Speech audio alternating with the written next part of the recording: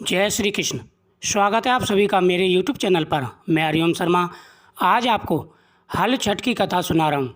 हल षष्ठी ललाई छठ व्रत कथा। इस कथा के सुनने से हर मनोकामना पूरी होती है। हल षष्ठी की व्रत कथा।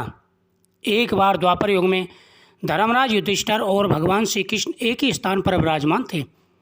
तब धर्मराज युधिष्ठिर बोले कि हे भगवान, इस जगत में पुत्र प्राप्ति की मनोकामना पूर्ण करने वाला कौन सा उत्तम व्रत है। तब भगवान श्री कृष्ण बोले, हे राजन, हल षष्ठी के समान उत्तम कोई दूसरा व्रत नहीं है। युधिष्ठिर बोले, महाराज, यह व्रत कब और किस प्रकार प्रकट हुआ। भगवान श्री कृष्ण बोले, हे राजन, मथुरापुरी में एक राजा कंस था। सुर नर मुनि सब उसके अधीन थे। राजा कंस की बहन का नाम देवकी था। वह विवाह हुई तब कंस ने उसका विवाह वासुदेव के साथ कर दिया। जब वह विदा होकर ससुराल जा रही थी तभी एक आकाशवाणी हुई कि हे कंस, जिस देवकी को तू प्रेम से विदा कर रहा है उसी के गर्भ से उत्पन्न 8वें बालक द्वारा तेरी मृत्यु होगी। यह सुनकर कंस ने क्रोध में भरकर देवकी और वसुदेव को बंदी बना लिया और जेल खाने में डाल दिया। समय बीतने के साथ देवकी के पुत्र पैदा हुआ। कंस एक एक करके सभी को मारता जाता। इस प्रकार जब देवकी के 6 पुत्र मारे गए तो एक दिन देवलोक से महामुनि नारद देवकी से मिलने जेल खाने पहुँचे और उसे दुखी देखकर कारण पूछा। देवकी ने रोते हुए सारा हल बताया। तब नारद जी ने कहा कि हे बेटी, दुखी मत हो, तुम श्रद्धा और भक्ति से पूर्वक हल षष्ठी माता का व्रत करो, जिससे तुम्हारे सारे दुख दूर हो जाएंगे। तब देवकी ने माता की महिमा पूछी। नारद जी बोले कि देवकी, मैं तुम्हें एक पुरातन कथा कहता हूँ, हल षष्ठी की व्रत की कथा। बहुत समय पूर्व चंद्रव्रत नामक एक प्रतापी राजा था, जिसका एक ही पुत्र था। राजा ने नगर के समीप एक तालाब खुदवाया, परंतु उसमें जल नहीं था। कितना भी जल भरा जाए तुरंत ही सूख जाता था। जलहीन तालाब को देखकर नगरवासी राजा को कोसते थे। राजा सदैव दुखी रहते और कहते कि मेरा धन और धर्म दोनों ही नष्ट हो गए हैं।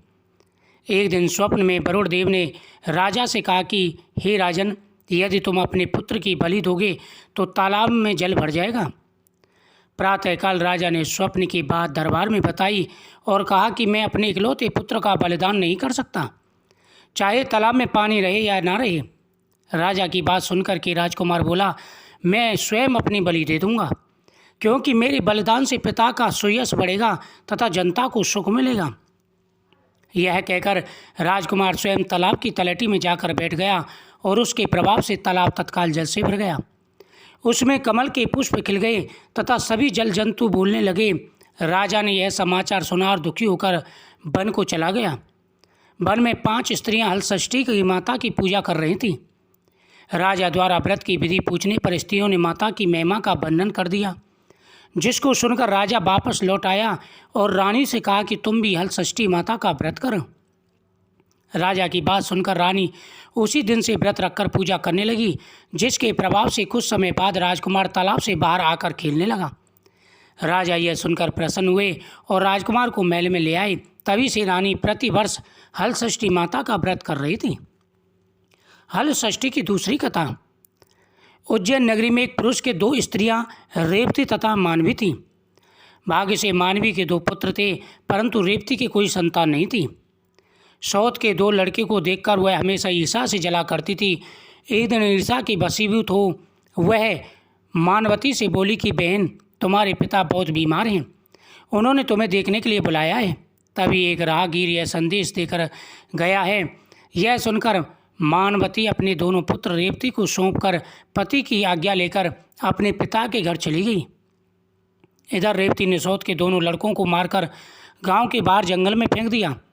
उधर मानवती पिता को सकुशल देखकर चकित हुई और अनिष्ट की आशंका में से वापस लौटने लगी। तभी मानवती की माता बोली कि हे बेटी, आज हल षष्ठी माता का व्रत है, अतः आज मत जाओ। बात सुन करके मानवती ने व्रत रखकर शाम को हल षष्ठी माता का पूजन किया और प्रार्थना की कि हे माता, मेरे बच्चों को संकट से बचा कर रखना। दूसरे दिन वह माता पिता को प्रणाम करके अपने घर लौट आई। गाँव के बाहर अपने दोनों बच्चों को खेलते देखकर सोचने लगी कि मेरे बच्चे को यहाँ कौन लाया। तब बच्चों ने कहा कि हमें तो बेमाता रेवती मारकर यहाँ फेंक दिया था। सायंकाल देवी माता आकर हमें जीवन दान दे गई।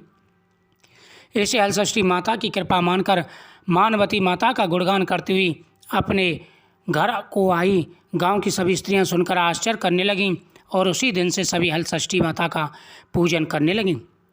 हलषष्ठी माता की तीसरी कथा। दक्षिण दिशा के एक सुंदर नगर में एक धनवान ग्वाला रहता था। उसकी पत्नी अत्यंत चालाक तथा कंजूस थी। अपने 5 पुत्रों के साथ वह सुख से रहती थी। एक समय हलषष्ठी के दिन वह ग्वालन गाय के दही को भैंस का दही बताकर सारा दही बेच आई, जबकि इस दिन भैंस का दही लेने का विधान है। उसके इस पाप से 5 पुत्र मर गए। तब ग्वालन माता पटक पटक कर रोने लगी। इतने में उसकी एक पड़ोसन ने आकर के उसका हाल चाल पूछा। उसने रोते हुए सारी बात बताई। तब बोली कि हे ग्वालन, तुम तुरंत सभी के घर जाकर के वह दही वापस लेकर के आओ। यह सुनकर ग्वालन सभी के घर जाकर के दही वापस लेकर आई और उनको असली दही देकर के आई, जिससे हलषष्ठी माता का कोप शांत हो गया और उसकी कृपा से ग्वालन के 5 पुत्र जीवित हो गए। हलषष्ठी माता की चतुर्थ कथा। दक्षिण दिशा में पहाड़ों के बीच सघन वन में एक गांव बसा हुआ था। उस गांव में एक धनी भीलनी निवास करती थी। उस भीलनी की एक दासी थी जो बड़े सुंदर स्वभाव की थी। उसके 2 सुंदर रूपवान बालक थे तथा मालकिन भीलनी के 5 लड़कियां थीं। उसके 5 लड़कियां थीं। इस प्रकार भीलनी दासी के दोनों सुंदर बालकों को बहुत प्यार करती थी। इस प्रकार भादो मास की छठ को भीलनी ने दासी को जंगल से लकड़ी लेने को भेज दिया। दासी लकड़ी लेने जंगल में गई। उधर उसके बच्चों का गांव के बालकों से झगड़ा हो गया और उन्होंने दासी के बच्चों को मार डाला। भीलनी ने दुखी होकर उन्हें गांव के बाहर ले जाकर जला दिया और उनकी अस्थियां लेकर घर आ गई। उधर दासी वन से लकड़ियां लेकर वापस चली तो नदी के किनारे मुनि के आश्रम में 5 स्त्रियों को पूजा करते देख उसने उन स्त्रियों के साथ बड़े प्रेम से माता की पूजा की और अपने बच्चों के कल्याण के लिए माता से प्रार्थना की। उसने माता के इस व्रत को सदा करने का संकल्प लिया। जब वह लकड़ी लेकर वापस चली आई तो गांव के समीप पहुंचकर देखती है कि उसके दोनों बच्चे खेल रहे हैं। उसने दोनों बच्चों को प्रेम से गोदी में उठा लिया और अपने घर ले आई। मालकिन भीलनी से यह देखकर चकित होकर पूछा। तब दासी ने माता के व्रत तथा पूजन का सब हाल कह सुनाया। माता के व्रत का प्रभाव देखकर मालकिन ने भी व्रत रखने का संकल्प लिया और सुखी हो गई। इसी प्रकार से यह व्रत करने से सभी के कष्ट दूर हो जाते हैं। इस दिन इस कथा का श्रवण करने से बड़े बड़े कष्ट दूर होकर के भगवान श्री कृष्ण का और बलराम जी का आशीर्वाद प्राप्त होता है। षष्ठी माता सभी मनोकामनाएं पूरी करती हैं। वीडियो को शेयर करें, चैनल को सब्सक्राइब करें। दिन पूरे नियमों का पालन करें और भगवान के सामने दीपक जरूर जलाएं। इस प्रकार के व्रत करने से सभी मनोरथ पूरे हो जाते हैं। भगवान सदा ही अपनी कृपा दृष्टि बनाए रखते हैं और संतान की उम्र लंबी होती है। जय श्री कृष्ण।